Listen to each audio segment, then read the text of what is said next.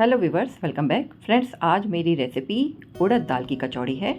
इसे बनाना बहुत आसान है और देखिए कितनी खस्ता लग रही है, फूली फूली और टेस्टी तो ये है ही। तो चलिए बनाना शुरू करते हैं। इसे बनाने के लिए यहाँ पर मैंने 1 कप मैदा, 1 कप गेहूं का आटा लिया है। आप चाहें तो 2 कप मैदा का भी या 2 कप गेहूं का आटा भी ले सकते हैं। आधा चम्मच नमक और आधा चम्मच अजवाइन को अच्छे से मसल करके डाल दिया है ताकि इसकी अच्छी सी खुशबू आ जाए।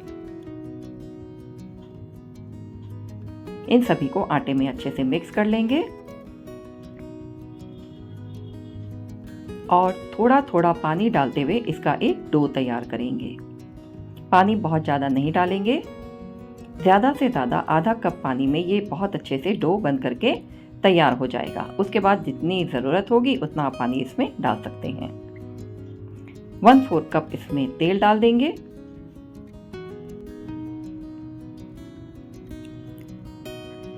आटा भी तैयार हो चुका है और इसे कवर करके 10 से 15 मिनट के लिए अलग रख देंगे ताकि ये सेट हो जाए। अब हम स्टफिंग की तैयारी करेंगे। यहाँ पर मैंने 50 ग्राम उड़द की दाल ली है जिसे 4 से 5 घंटे तक अच्छे से भिगो दिया था। अब एक पैन में 2 बड़े चम्मच तेल गरम करें। उड़द दाल को दरदरा पीसना है। तेल गरम हो जाए तो यहाँ पर हम 2 बड़े चम्मच बेसन को डालेंगे। इससे स्वाद बहुत अच्छा आता है। आप चाहे तो इसे स्किप भी कर सकते हैं।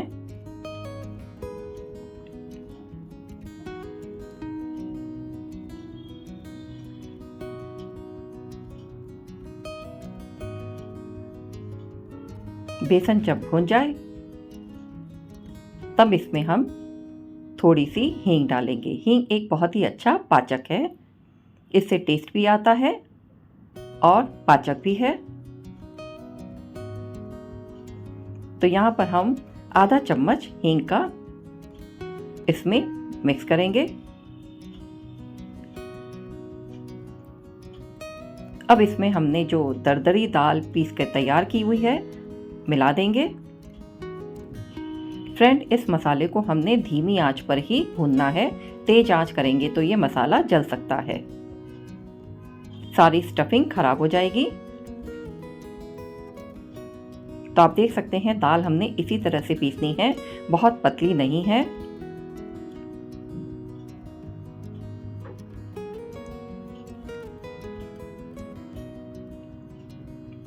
धीमी आंच पर भूनने की वजह से यहाँ पर थोड़ा वक्त ज़्यादा लग सकता है, लेकिन इसे हमने धीमी आंच पर ही भूनना है। अब इसमें थोड़े मसाले मिलाएंगे। 1 चम्मच धनिया पाउडर, 1 चम्मच सौंफ पाउडर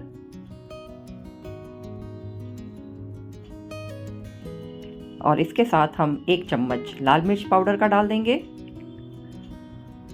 1 चम्मच जीरा पाउडर, थोड़ी सी खटाई डालेंगे 1 चम्मच, नमक स्वाद के अनुसार, नहीं तो यहाँ पर आप 1 चम्मच नमक इसमें मिक्स कर सकते हैं। अच्छे से सबको मिला लें। फ्लेम देखिए हमने इस तरह से रखी है, बहुत धीमी।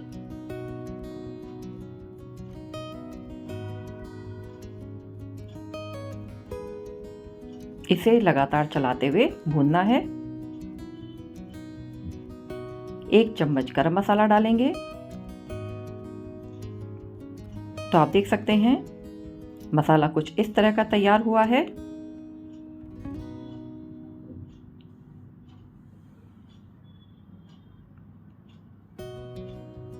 और इसे अच्छे से ड्राई कर लेना है।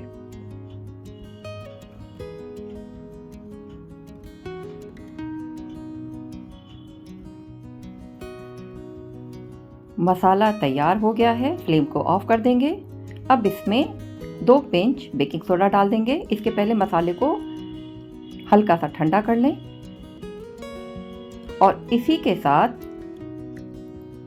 इसमें थोड़ी सॉफ्टनेस बनी रहे, यहाँ पर हम 1 बड़ा चम्मच दही का मिक्स कर देंगे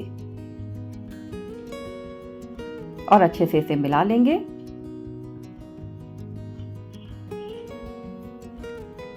क्योंकि मसाला गर्म है तो दही अच्छे से मिक्स हो जाएगी। और इसका पानी भी ड्राई हो जाएगा।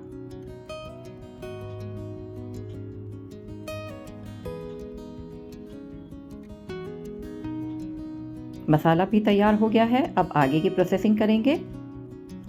आटे को चेक करते हैं। आटे को एक बार और गूंथ लेना है और इसके बराबर भाग में लोइयां निकाल लेंगे, यानी इसके बॉल्स बना लेंगे। इक्वल पोर्शन कर लेना है।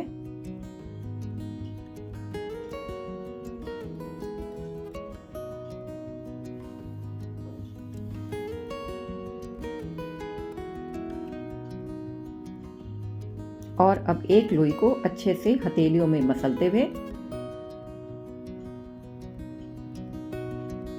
इसको कटोरी नुमा बनाएंगे, जिसमें हम स्टफिंग डाल दें। इस तरह से इसे मसलते हुए इसका पेड़ा बनाना है और इस तरह से इसको कटोरी का आकार देना है। और 1 से 1.5 चम्मच जितना इसमें ये स्टफिंग आ जाए उतना इसमें भर देंगे, अच्छे से दबा करके, ताकि ये बाहर ना निकलने पाए। और चारों तरफ से इसे इस तरह से मोड़ते हुए, फोल्ड करते हुए बंद कर देना है। और बाद में इस तरह से हथेलियों में प्रेस कर देंगे। तो ये हमारी कचौड़ी तैयार हो गई है। और इसी तरह से सभी कचौरियों को तैयार कर लेना है।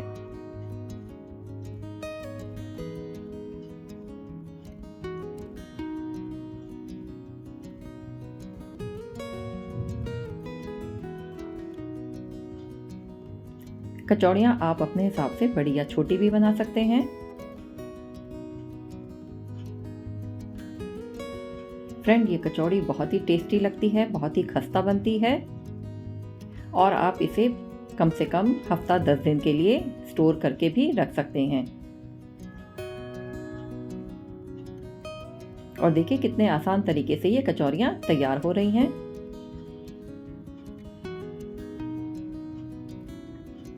तो यहाँ पर हम थोड़ी सी कचौरियों को तैयार करेंगे।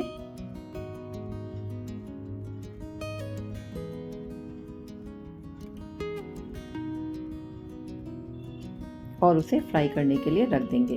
तब तक बाकी की कचौरियों की हम तैयारी कर लेंगे।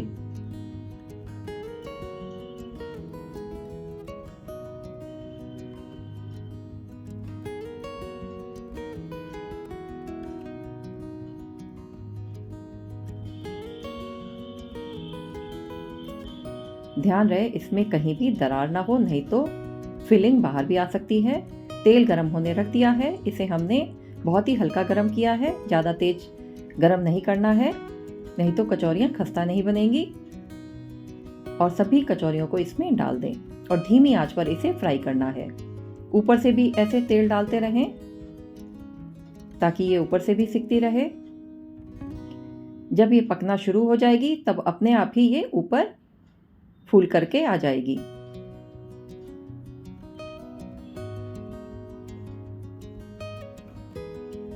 फ्रेंड, जब भी इस कचौरी को बनाना हो, फ्लेम को बहुत ही लो रखना है, ज़्यादा तेज आंच पर तेल को गरम नहीं करना है। अब देखिए कचौरियाँ फूल कर ऊपर आ रही हैं। इस तरह से ये अंदर से भी अच्छे से सिक जाती हैं। अब इन्हें पलट लें और गोल्डन ब्राउन होने तक इसे फ्राई कर लें। आप देख सकते हैं इसका रंग कितना अच्छा आया है, बहुत ही खस्ता लग रही हैं। अब सभी को धीरे धीरे करके निकाल लें। और कितनी ये फूली हुई भी बनी है, आप देख सकते हैं। देखने में ही बहुत टेम्पटिंग लग रही है। और सभी कचौरियों को इसी तरह से तैयार कर लें। अब अपनी मनपसंद डिप के साथ इसे सर्व करें और एंजॉय करें। कितने आसान तरीके से ये कचौरियाँ तैयार हुई हैं। फ्रेंड्स, अगर आपको मेरी उड़द दाल की कचौड़ी की रेसिपी अच्छी लगी हो तो मेरी इस वीडियो को लाइक और शेयर करें, कमेंट भी करें और मेरे चैनल को सब्सक्राइब करें।